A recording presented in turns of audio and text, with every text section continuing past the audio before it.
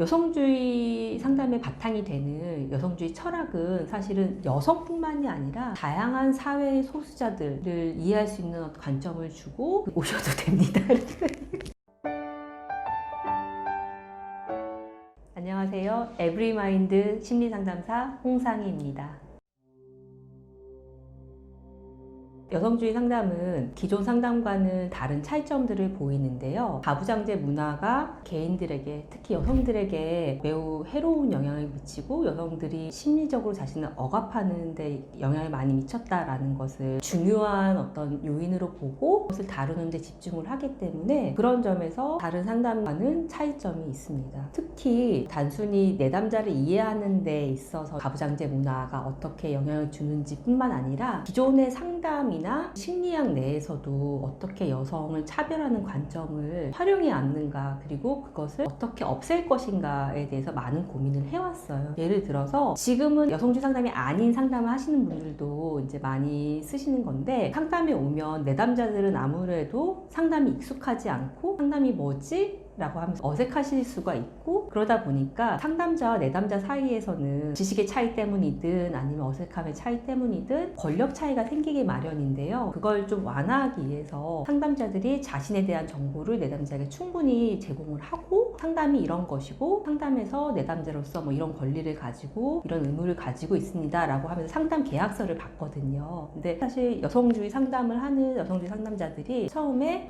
심리 상담 내에도 권력 차이가 있고 이런 것들을 완화하기 위해서 노력을 해야 된다라는 어떤 문제의식에서 시작이 된 것이고, 현재는 다른 상담에서도 이것이 상담을 더 잘 진행하기 위해서 필요하다라고 판단을 해서 다른 상담에서도 이용을 하고 있지만, 처음에는 여성주의 상담에서 시작했던 방법들입니다. 그리고 특히 여성주의 상담에서는 개인의 어떤 문제가 가부장제적인 사회문화, 가부장제가 아니더라도 다른 억압적인 사회문화에서 비롯되었다고 보기 때문에 이 개인이 바뀌는 것뿐만 아니라 사회가 바뀌어야 된다고 이제 믿고 있고, 그런 방법들을 모색을 하거든요. 그래서 그런 점에서도 차이가 보이는데, 그렇다고 해서 여성주의 상담자들이 내담자가 왔을 때 사회를 바꾸십시오 라고 이렇게 권유를 하고 하는 것이 아니라, 본인의 문제를 해결하기 위해서 사회를 바꾸고 싶다라고 할 때는 지지를 하고 실제로 사회를 바꿔나갈 수 있는 방법들, 개인적인 차원에서 그런 것들을 같이 모색하고 탐색을 하는데 집중을 할 수 있다는 점에서 차이가 있는 것이고요. 특히 여성주의 상담자들이 사회가 바뀌는 것이 얼마나 중요한지 알고 있기 때문에 상담을 하는 것뿐만 아니라 상담 밖에서 여성운동에 참여를 한다거나 다른 정책들이나 여기에 의견을 낸다거나 이런 활동도 함께 하고 있는 상담자들이 매우 많습니다.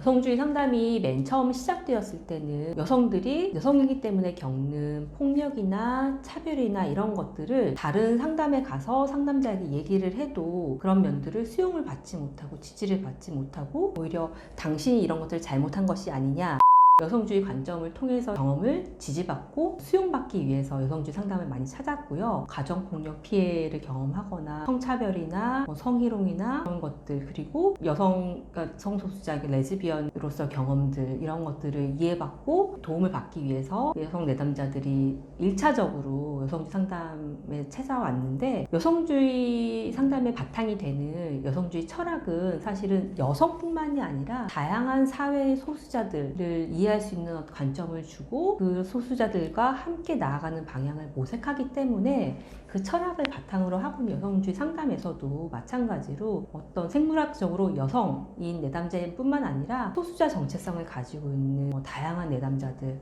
젠더 퀴어라든지 아니면은 외국인이라든지 다양한 우리가 생각할 수 있는 소수자들이 있는데, 이런 사람들에게 여성주의 상담이 도움이 됩니다.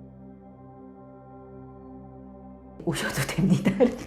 네, 당연히 오셔도 되고요. 여성주의 상담이 다른 상담과 보이는 어떤 큰 차별점이 뭐냐면, 개인이 처한 사회문화적 맥락을 이 사람을 이해하기 위해서 충분히 분석하고 활용한다는 것이 사실은 큰 차이점이거든요. 여성주의 상담이 여성주의를 가르치는 수업이거나 여성주의를 받아들여야 된다고 요구하는 자리는 절대 아닙니다. 그러다 보니까 여성이라 하더라도 여성주의 의식이 차이가 있을 수 있고, 나는 여성주의 여성주의 싫은데 라고 하는 사실 여성분들도 계시죠. 하지만 내가 여성주의를 받아들이고 안 받아들이고 상관없이 가부장제가 개인의 삶에 미치는 영향, 그 영향에 대해서 이해하지 않고서는 여성으로서 겪는 어려움을 충분히 이해하기는 어렵습니다. 그리고 여성뿐만이 아니라 남성도 남성으로서 혹은 자신을 어떤 성별로 정체화하든지 간에 가부장제라든지 가부장제에서 파생된 이성애주의라든지 아니면 그 외에도 사실 우리 사회에 되게 개인들을 억압하는 많은 철학 자본주의라든지 그 안에서 형성된 개인의 어떤 심리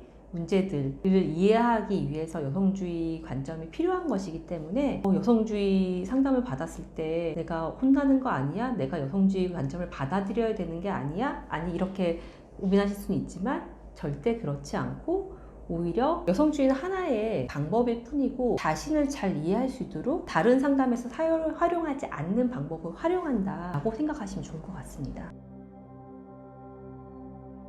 여성주의나 여성학의 경우에는 그 사회 문제를 분석을 하고 정책을 어떻게 바꿀 것인지 사회가 어떻게 나가야 할 것인지에 대해서 고민을 한다면 여성주의 상담의 경우에는 상담학, 심리학의 기본을 두고 있기 때문에 개인이 처한 문제를 가부장제라는 맥락 속에서 어떻게 다뤄나갈 수 있을 것인가를 고민한다는 점에서 초점을 맞추는 대상이 다른 거지 사회냐 개인이냐 이러다 보니까 차이가 있고 여성학을 들으신 분이라면 그런 여성주의적 관점에 대해서 토론을 하고 이야기를 하고 설명을 듣고 이런 걸 기대하실 수도 있지만 그렇다기보다는 나를 이해하는 데 있어서 필요한 부분 탐색을 하고 이야기를 들어보고 하는 데 집중을 하기 때문에 여성주의하고는 또 되게 큰 거리가 있다라고 할 수가 있겠죠. 그래서 여성주의 상담을 받으시게 됐을 때 여성주의 가치관으로 나를 재단할 거고 나를 혼낼 거고 이런 일은 절대로 벌어지지 않고요. 특히 여성주의 가치관이 가부장제에서 되게 얽매여 있던 마음들을 풀어낼 수 있는 새로운 길을 제시를 해주거든요. 그 길을 따라가면